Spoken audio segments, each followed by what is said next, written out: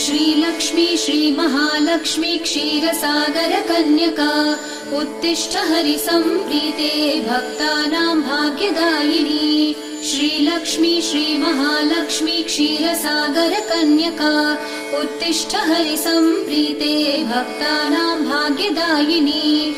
उत्तिष्ठोत्तिष्ठ श्रीलक्ष्मी विष्णुवक्षस्थलालये उत्तिष्ठ करुणापूर्णे लोकानां शुभदायिनी। उत्तिष्ठोत्तिष्ठ श्रीलक्ष्मी विष्णुवक्षस्थलालये उत्तिष्ठ करुणापूर्णे लोकानां शुभदायिनी।